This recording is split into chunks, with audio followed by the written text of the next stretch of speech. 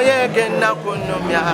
obulamo genda puntamya. Yo, I name just Steady Black Man, SMX Media. Nalo, keep it locked. Abakazi abaffe tebanazaalibwa yiba nibo gamba abanjaga nga nze sibaagala. Abakazi bonna bembeera nabo bayayi bagenda mbira abamu baafuluma eggwanga bannaye simanyi nakumanya naye ku bya sirimu byogambye nze nga sirimu nziza obwenzi bwa nnema bwenzi bwa nnema era ebintu ebisinga ndaba birabe nze naye kabukyaŋŋambaawo akazi benna akabeera nabo kyaga balinga basatu gwe ne Minaji mpozi nona agwembadde naye sigadde bonna bigambo by'abantu. Ebyama bitandise okubeera nga bivaayo. Omuwala Pastor Jengo gwe yazaalamu omwana kitalo nnyo kitalo ddala okuba nti omwana waabwe yafa atandise okubeera nga atazi audio enkambwe. Kyokka ate ne Ajaluna yavuddeyo ku nsonga ya security alien skin okubeera nga balwanidde ku restaurant ye eyasooka okubeera nga avaayo mukijjukira bulungi nnyo yali Mr. Semakola kati ne Ajaluna mubiru kyamutuuseeko naye avuddeyo okubeera nga atangaza ku nsonga eyo. Kyokka ate ng'Omugaga Lwasa aliisa buti festive season agenda giyitamu nga alya wakoza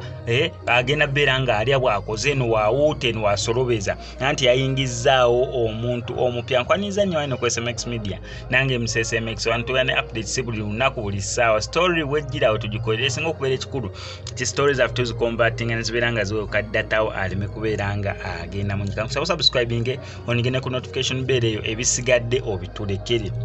Yes, ndoza katandikire wa Lwasa soke tumugirewo ddala omwana watu yatuyemu awo akafaananyi ng'alaga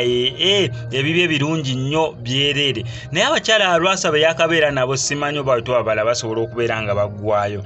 Waliwo season yali ya Desire Luzinda, ne wabeerawo ya Diana Nabatanzi, ne wabeerawo ya Baby Mama Waziza Bafana, ne wabeerawo awo ey'omuwala omulala bannange wabalabalamu ya Angela ate naabo nga be bazze mu kamera waliwo ey'oli oba yali mu Tanzania oba yali waawa oyo gwe yazzaawo nga Angela Mazo bannange lisiti mpanvu benneerabidde benzijjukira ne besijjukira naye saawa zino eno akulaga nti festive season agenda giyitamu nga aliisa buti. Wano kwa SMX Media ntumugamba tetukulinaako buzibu Omugagga Lwasa lya nga wookomba nga woosolobeza eyo nga tuvuddeyo.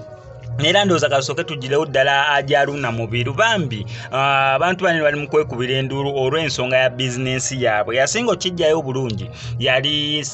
Samisa Kisemakula. Mujjukira bulungi nnyo story oba saga ya Grace Khan ne Kididi we baagenda ku restaurant ya Samisa Kisemakula Papa Sport ne bakolerawo ensasagge balwano n'akutta eccupa ayagala gikuba Kididi n'ebisigadde ng'ebyo. Samisa Kisemakula n'abanagamba baana temulekerawo okuzanyira mu bizinensi z'abantu. Muze ku restaurant yange mukolerawo akavuyo wajjawo abantu ab'obuvunaanyizibwa balirawo ekyemisana ekyeggulo kyayi mwe muli mu kubeera nga mukola ensasagembo mukola stand mukola obadi wamu n'ebisigadde ng'ebyo mwonoona erinnya n'ekifo kyange bakiranti bange bakasitoma mubatiisa okujjawo timuzungazunga ne zikamera eno nedda mu kikomi. Samisa Kisemakula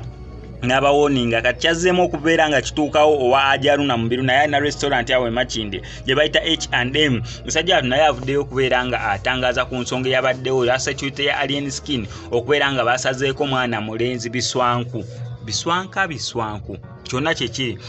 n'avaayo n'atangaza ku mbeera yonna nga bwe yabadde neera bye bino nkirabye mu kamera wange bamaze ne bafuluma nga bakikoledde munda bazze ne balwana bamaze ne bakomawo omwomu nakuba ono nakuba ono bweki tone makasitoma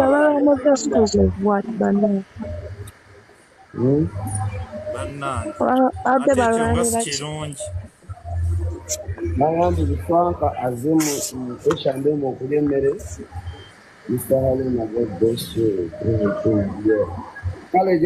ebiswanka abaddewo beesanzeewo awo beesanzeewo naye si kirungi okwekuba okulwana kw'abayimbi luba luyimba tebakyakuba bikonde kisitaawe omanyi nti ali emisini aliko talina yakuba kakati ate abaana be banga bakuba balwana n'omukulembeze waabwe abeeko ngeri gyakwatamu ekintu kye kubanga ffe tubiwangaddemu naye mutendo nina amannya era etutuuseeko naye nga si mu bubi nga esaana okwewala ebintu ng'ebyo. ndowooza abaana bamugambye gwani eyeepima mu kimenke nabo bakuba anayaji jagala aliyenskidi wannaye sibalina kumanya teyo nga tuvuddeyo ebya pasita Jengo byo byeyongera kubeera nga biranda buli lunaku oluvannyuma lw'akasiko okuba n'atutegeeza mbu omusajja omukazi bamukwatidde mu bwenzi waabwe ebyaddako nakulaga katambi nga bali mu kyaki nga balaga omukwano gubatta ssaawa zino eno ex we atadde bu odiyo obulala obusajjula embeera kwegamba muntu kibeeringa kubeera ng'olina ekiwundu oli najja n'ayiwamu omunnyo nganti eno ensasage ya ex current girlfriend we gwalina okubeera nga bakaddiŋŋana ate ono atandise okubeera nga atabu audio kigambibwa mbu eyatadde bu audio buno eno yali ex wa Jengo era ng'ono yamuzaalamu omwana kyannaku nnyo oba kibi nnyo okubeera nti nera omwana gwe yamuzaalamu bambi yafa ekigendererwa kye nalwaki ate kati obutambi bunene buli mu kubeera nga buteebwa kyetutanaba kubeera nga tutegeera naye byonna n'ebiri mu butambi byenkuleetedde okubeera nga naawe obyewulirirako neera bye bino naye nga sinabeera nga mbikuterako kankusaba subscribe nga nuko SMX Media tojja kubeera mu missing updates naddala nga zino. Abakazi abaffe tebanazaalibwa yiba nibo gamba abanjaga nga nze sibaagala kazi bonna bembeera nabo bayaayi bagenda mbira abamu bafuluma eggwanga bannaye simanyi nakumanya naye ku bya sirimu byogambye nze nga sirimu nziza obwenzi bwa nnema bwenzi bwa nnema era ebintu ebisinga ndaba birabe nze naleka bukyaŋŋambaawo akazi be naakabeera nabo kyaga balinga basatu gwe ne Minaji mpozi nona gwe mbadde naye sigadde bonna bigambo by'abantu nze mwennyini nze asobola okuguza naye onasiya sinoti mbayina naye era obukoso boyo nobibaamu ennyo naye nga boye balina ekirala nze omukazi zongamye we maze yamusobya mwetondere nze naye kasijja wasa kuba ebintu by'abakazi mu bakazi b'ennaku zino bakyabawasa omuntu abasa mpozi nga yeetegese yalina okufumba yalina okwoza engoye kweganga yagenda obeera omukazi mwe mubeera abasajja kati kyate ffe abamu bye tutasobola ffe batukuza batugamba oba kankireke no kireko ojja nyiiga naye batukuza batugamba omukazi yenna oba oyina oba bbaawo ayina oba toyina oyina omukazi okufa ku musajja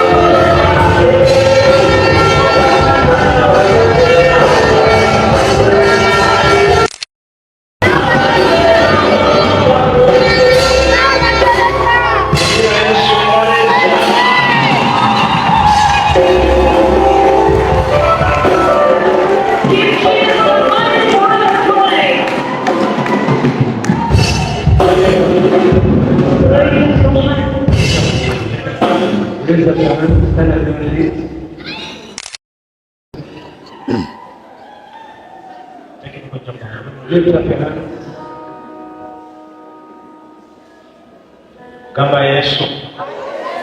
anakubariki kama pesa